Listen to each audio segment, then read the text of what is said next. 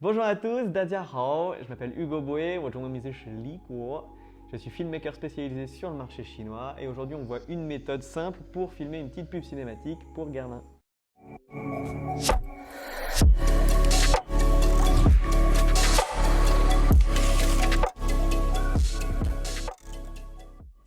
Le challenge de cette vidéo, c'était de pouvoir tourner ça dans un temps record. C'était le jour pour le lendemain. Côté technique, c'est réalisé avec un Fujifilm X-T4, deux objectifs, un 16 mm 1.4 et un 16-55 2.8.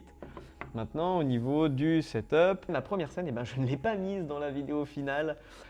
Pourquoi? Parce que il n'y avait pas d'effet waouh. J'ai essayé de faire un petit jeu de reflets avec le miroir du ring light. Donc j'ai utilisé un ring light pour ça, celui de chez Neewer qui fait très bien l'affaire. C'est très agréable d'avoir ce genre de lumière puisque ça peut donner des beaux reflets. Alors pour la scène qui va suivre, j'ai juste reculé un tout petit peu le parfum sur la table et en fait jusqu'à avoir un beau reflet sur le bouchon qui pourra se voir aussi sur la table derrière. Et je suis passé avec un slide de gauche à droite en mixant avec une sorte de rise up, avec ce petit mouvement de haut en bas pour essayer de terminer en contre-plongée. Et pour tourner le produit, j'ai utilisé ce qu'on appelle un hand spinner, qui est vraiment très pratique, qui coûte entre 1 et 4 euros, ça dépend où, et qui permet de poser le produit dessus. Alors j'ai mis de la pâte à fixe dessus, qui était assez galère puisque le produit est assez lourd, et donc cette petite partie du coup s'écrasait à chaque fois, et donc il ne peut pas tourner. Donc c'est vraiment un équilibre à trouver. Il ne faut pas avoir des produits trop lourds pour ce genre de technique, mais en tout cas bien pratique, très très pratique. Pour la scène suivante, vous pouvez voir que c'est un cross-lighting, comme on dit, des lumières croisées, une newer et une aputure sur la table. Ça suffit largement. J'ai dû refaire cette scène 2 fois pour avoir vraiment le petit effet sympa de sorte de parapluie. Ça s'est tourné du coup en 120 images par seconde. Un shutter au double, donc il fallait une lumière assez proche, une aputure assez proche qui envoie pas mal de lumière. Cette scène elle a été tournée au 16 mm comme vous pouvez le voir, et grâce à son super bokeh, c'est un super piqué, un super bokeh, et à sa petite profondeur de champ, on peut vraiment avoir des scènes magnifiques avec cet objectif. On a pu cropper pour pouvoir jouer un peu avec l'effet de l'eau et puis surtout cacher un peu ce jet d'eau qui arrive d'au-dessus. Qui n'est pas forcément très agréable à regarder, et de garder ce parapluie en haut du cadre.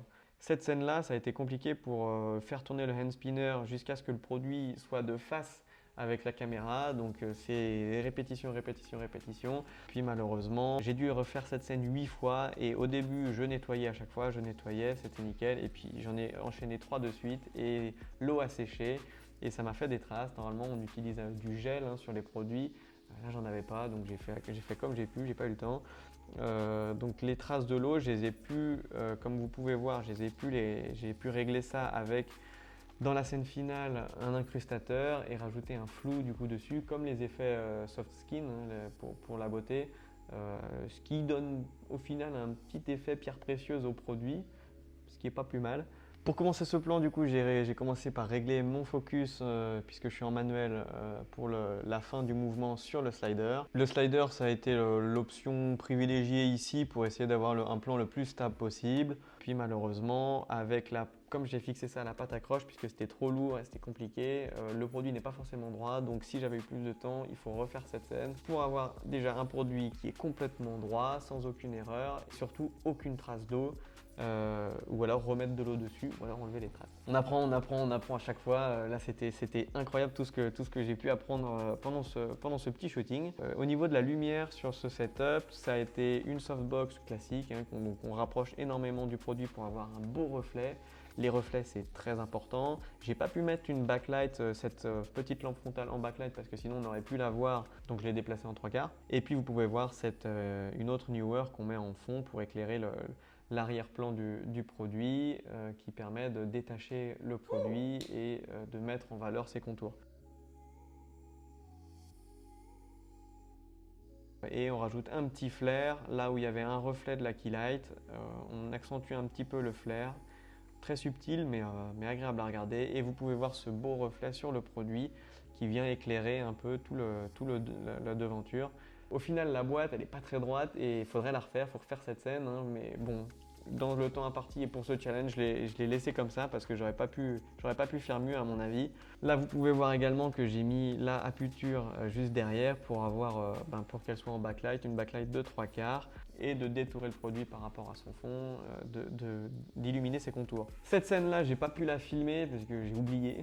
J'étais sur la panique. C'était juste de faire rouler un pamplemousse qui touche le citron et le produit. Au final, moi j'aime beaucoup le reflet du citron qu'on peut voir dans le produit. Bon, après c'est des goûts, chacun, voilà. Là pour l'éclairage, j'avais utilisé une Keylight en 3/4 qui vient illuminer en haut. Vous pouvez voir les contours du produit en haut et le reflet qui est très agréable à regarder. Et voilà, j'espère que ça vous a plu. N'hésitez pas à me lâcher un petit commentaire si c'est le cas, si ça vous a aidé, si ça vous a inspiré. Pour ceux qui débutent, j'ai créé une formation qui s'appelle Maîtriser la vidéo pour apprendre à créer du contenu au look cinématique. Je vous mets le lien dans la description ici. Allez voir parce que ça peut vous intéresser si vous débutez et que vous voulez apprendre plus sur caméra, son et lumière. Et puis je vous dis à très bientôt. 再见, prenez soin de vous. Bye bye.